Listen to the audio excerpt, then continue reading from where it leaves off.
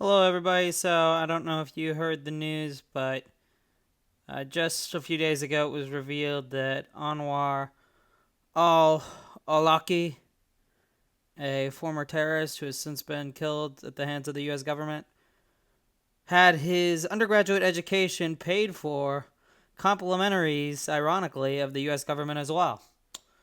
So, yeah, I just wanted to make a video about that, and this is my very first YouTube video on this channel. The channel name is Young and Free. Please subscribe. I'll be covering political content over the next few years, hopefully. Just was inspired to make this with everything going on, and I'm a political junkie, so you might be wondering why the mask. The mask is just for privacy reasons, but other than that, yeah, stay tuned, and here we go into the life of Anwar al-Awlaki. So, first, I'll pull up here what happened. So this is National Security Archive, George Washington University. Long story short, this is Anwar al-Awlaki. Here he is, American citizen to imam to terrorist to drone killing. You'll notice that the update was just yesterday, Valentine's Day, 2025. 14 years after his death, the al-Qaeda terrorist has become the unlikely subject of a flurry of partisan news and opinion reports regarding USAID. So if we scroll here, it's talking about the agency, what happened, the background of al-Awlaki, and, obviously not a good guy by any measure. But here's kind of the juice of what was recovered. So if we scroll down a bit, we've got it right here. The form, dated 1990, confirms that Anwar al-Awlaki was qualified as an foreign exchange visa, that USAID was providing full funding for his studies at Colorado State University. The document lists Anwar's birthplace incorrectly as Sana'a, Yemen's capital, which he later said was a deliberate falsehood offered at the urging of American officials who knew his father, so he could qualify for a scholarship for foreign citizens. So if we look directly in the document itself, which has been declassified, interestingly enough, this has been declassified since December 4th, 2012. But if we look at this in particular, you see a different spelling of his name, but still the same guy, Anwar, and Republic of Yemen, which is actually incorrect, legal permanent resident of, but it fails to mention that he was technically born in the U.S. Very interesting story. But long story short, it says right here, he will be sponsored by the Agency for International Development, U.S. International Development Cooperation Agency, for the Exchange Visitor Program.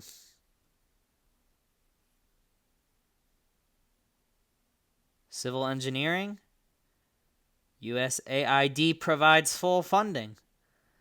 So it's pretty ironic to me that our tax dollars were spent on this guy to give him an education, to give him a background, fair enough. And then just, 10, 15 years later, he becomes a radicalized terrorist. And then next thing you know, our tax dollars are spent trying to hunt him down and kill him, which ultimately materialized in the 2010s. But, yeah, I think this story hasn't gotten enough press. It's, it may not be the biggest sum of money. Back then, college education in the early 90s was probably a couple $1,000, maybe altogether under 100,000. But the fact that there's not really any verification process, like for instance, if they had something better in place, they could have seen, hey, this guy was actually born in the U.S. He shouldn't even be qualified off the bat. And, I'm familiar at this point that, he was not radicalized at this point in the process in 1990, but it highlights the fact that there's not really enough safeguards to even know if somebody's qualified to get in the program in the first place. The original point is, yeah, this guy was born in America, so he shouldn't be qualified as a foreign student in the first place. That wasn't discovered in the process at all, so I just wanted to post a video on this, show you some things about Anwar. I'm happy to get your guys' opinions on this. I know it's not a big amount, like I said, but I really think the press should cover this a little bit more because it's a little outrageous. I mean, Anwar is not Osama bin Laden, but he's still a major terrorist from the late 2000s, early 2010s, and the fact that we get news that, hey, this guy was sponsored to start his college education in the United States at University of Colorado, or my bad, Colorado State University, Fort Collins. It's a little outrageous to say the least. So, yeah, let's just go into it to show you a little bit more information. So here we've got a little overview of his life. For many, Anwar al-Awlaki was a paradox, an American citizen, Western educated and fluent in English, who rejected his own background in favor of the ideology of al-Qaeda. Don't consult with anybody in the killing of Americans. Fighting the devil doesn't require consultation or prayers seeking divine guidance. They are the party of the devils. He worked as a Muslim preacher and a lecturer of religion in the US in the late 90s. He traveled to Yemen in 2004, where his activities in the country, and in particular his contact with Islamist groups fighting the government, soon put him on a collision course with the authorities. An arrest followed in 2006 and a subsequent interrogation by the FBI. The aura around al-Awlaki in Islamist groups was enforced by his claims of having fought with the Mujahideen in Afghanistan in the 1990s. Awlaki and his followers made full use of social media to spread his and al-Qaeda's message. His influence extended well beyond Yemen.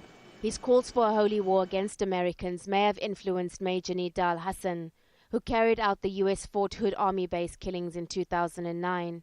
Umar Farouk Abdul Muttalib, the so-called underpants bomber who tried to blow up an American passenger jet in 2009, may also have had contact with Awlaki at some point. In 2010, the Obama administration gave the green light to kill al-Awlaki, a rare decision given his American citizenship. Rights groups in the US went to court to try and challenge the order for the killing, which they said was illegal. Several attempts on his life followed, including in May this year. But Awlaki managed to escape, even when US drone strikes pounded his hideouts. This time, however, and at a time when Yemen's government faces insurrection from citizens and fighters with links to al-Qaeda, there was no escape. So, yeah, definitely not a good guy by any measure. I don't know how old some of you guys are, but that brings me back to the late 2000s, early 2010s. The underwear bomber, the attack at the base. I'm blanking on the name that they talked about. This he may have been a motivating factor. It's just kind of unacceptable, and this goes to the waste and abuse in the government. There's a lot that can be said about this, but I just want to highlight this for some of you guys and see your thoughts. Here's ultimately how he was killed. Astonishing bulletin today. Another public enemy taken out by the United States. The al-Qaeda leader called the most dangerous man in the world, the American citizen Anwar al-Awlaki, who used his knowledge of U.S. culture and U.S. language to recruit terrorists. So how did they find him? We have full team coverage tonight, and we're going to begin with ABC's Martha Raddatz, who is overseas, has gathered gripping details from her post tonight, the war zone of Afghanistan. The U.S. had been zeroing in on al-Awlaki's location for months. In their sights, a compound deep in the backcountry of Yemen, where U.S. military and intelligence operatives were certain the American-born terrorist was hiding out. What al-Awlaki could never know was high overhead, American surveillance aircraft and satellites were watching that compound 24 hours a day, while armed drones flew nearby. All they needed was al-Awlaki to step out into the daylight. They waited and waited. Until this morning, al-Awlaki, one of the most wanted terrorists in the world, walked out and climbed into a pickup truck. A huge break. As he began to drive, thousands of miles away, likely at CIA headquarters in Langley, Virginia, action. Operators using remote controls raced the drones into position. Within moments, the drones lock in on the vehicle as it sped along a roadway below. A special joint operations plane beaming back real-time tracking, fighter jets in the skies as well. And at 9:55 a.m., the drones fire more than 3 Hellfire missiles, hitting the vehicle carrying al-Awlaki, which erupts in flames. His was the only vehicle hit. So that goes back to my point, guys, about the irony of someone whose education we, as it said in the document, fully paid for just a few years later, with that education opportunity at the hands of the U.S. government, the U.S. taxpayer. Next thing you know, we're paying for drones in the sky, we're paying for airplanes, we're paying for helicopters, we're paying for all these military officials, we're taking up all this time, the people at the CIA headquarters, the other people involved in the operation, just to take down this one individual, which I'm not saying he shouldn't have been taken down. The point is that probably cost way more than the education. So the fact that you couldn't verify at the very beginning this guy's educational status, maybe do some checks and see, does this guy have the potential to be radicalized? Yeah, sure, it was 1990. It was pre-2001, pre-September 11th, but there still were terrorists. And the job of the government is to be on the forefront, to be on the cutting edge, to think of what's going to come next, not to be complacent and sit in the moment. So I think it's a huge failure of the U.S. government, a huge aspect of ineptitude. And like I said, the icing on the cake is the fact that this guy, not only should he not have been given this, but he literally was not eligible because, as it said in the first video I showed you, he was actually born in the U.S. as a infant. So he had American citizenship, so he was ineligible for the program. He lied on the application, but isn't that why we have the government in place to verify these programs? So, this goes to the larger conversation about USAID. I know it's difficult to see people get laid off. It's difficult to see some of these programs close down, shut down, especially for the people in Washington, D.C., or the people who, may have friends or family members impacted by this. But the notion that there is no waste, fraud, or abuse is clearly off. Now, I don't know the extent of the waste, fraud, or abuse, but it goes back to the fact that, $1 in that bucket is $1 too many. This is people's hard-earned tax dollars at work. This probably is one of the most egregious examples, but the fact that this example exists should highlight, hey, this is a major issue.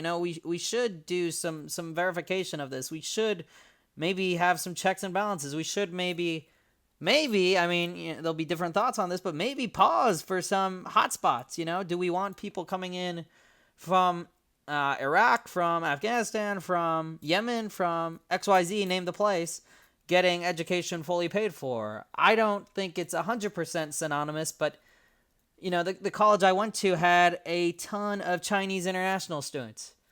There's plenty of Chinese international students in the U.S. I'm not saying that's a good thing. I'm not saying that's a bad thing. I'm saying we would see something very ironic if there is, which I would argue is happening right now, some level of a Cold War occurring between the U.S. and China, and then we see these people who got PhDs in missile technology in the U.S.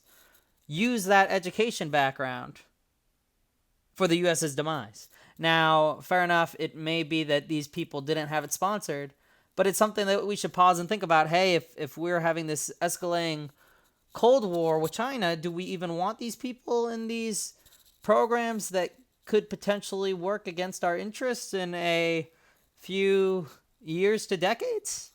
It's a question worth asking. But anyway, here, I'll turn back and we'll see what Obama said about Anwar al-Awlaki's death. Another huge victory in the war on terror. The death of al-Awlaki marks another significant milestone in the broader effort to defeat al-Qaeda. An effort that required pinpoint accuracy. Capabilities that they have allow them, for example, to be a mile overhead the target, but, for example, identify a specific car, even down to its license plate. Also killed in the vehicle, another American citizen, Samir Khan, who edited al-Awlaki's terror-inciting online magazine, Inspire. Al-Awlaki was considered an inspiration for the Fort Hood shooter, the attempted Times Square bomber, and played a major role in the attempted bombing of... So we already saw that in the previous video. The only other thing I wanted to highlight for you guys really quickly here is the fact that it was rumored that while he was in the U.S., here we go, he may have met one of the 9/11 hijackers. All right, I just found it. So, shortly after September 11th terrorist attacks, FBI learned two of the hijackers from September 11th had prayed regularly at al-Awlaki's mosque in San Diego, and one of those hijackers and a third hijacker had turned up at a new mosque outside Washington. So, here's a document speaking with al-Awlaki. Wow, Falls Church, which is just adjacent to Arlington, which is obviously adjacent to Washington. Looks like there was some spelling confusion. Special agent redacted. Coming up with the naming, the conventions. Not an Arabic last name.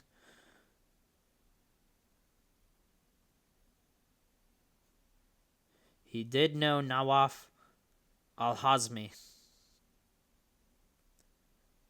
He knew a lot of these terrorists, and it's alarming to learn, hey, he didn't meet these terrorists in Yemen, in Saudi Arabia, in the Middle East, even abroad. He met them at San Diego, California. Can you imagine that? It's a very upsetting story. I can only imagine to anybody who was impacted by any of the terrorist attacks that he inspired or carried out. It would be very frustrating to me to learn, hey, this guy right here,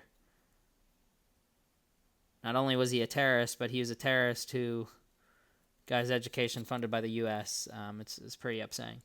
So just to rehash it, like I said, born in New Mexico, worked as an imam, except, interestingly, no religious qualification, no religious education. Shortly after 9/11, a couple of years, returns to Yemen, becomes a university lecturer. I guess he was in the UK for a bit. And then he returned to Yemen. He left. Still got children, presumably. Oh, looks like they were killed. The raid on Yakla. But anyway, just frustrating to see this happen. It's not good. It's not good, guys. And this all goes back to, the questions that the Trump administration is exploring, whether you like them, whether you hate them, whether you're neutral, whether you don't follow politics that much. I think it's questions worth exploring. Where are our tax dollars going? Who's getting the money? Shouldn't there be a verification process? I think it's reasonable to say, hey, maybe we should pause in some of these hotspots. I brought up the Chinese parallel. I'm not saying do that. I'm just saying it's something that should be considered. You can think of, theoretically, on the other side, Russia. I don't think there was a huge population of Soviet students here during the Cold War, but even beyond that, in the Middle East, obviously, some questionable areas. The biggest irony would be if this happened again, if the next future terrorist is currently at name the public school, University of Washington, Harvard, Stanford, XYZ. That would be very ironic. So I think it comes down to, hey, let's figure out where the taxes are going. Let's figure out what is going on with these programs, USAID. Let's if we have these safeguards in place, let's hold to the standard and say, hey, you say you're born in Yemen. Well, we see here that you were born in New Mexico. You're not eligible to apply, so you can't get in. And maybe even pause on the hotspot locations. All right, guys. Thanks for watching my first video. Please subscribe and follow me when you get a chance. Look forward to posting future political content. Leave a like, leave a comment, subscribe. Thank you.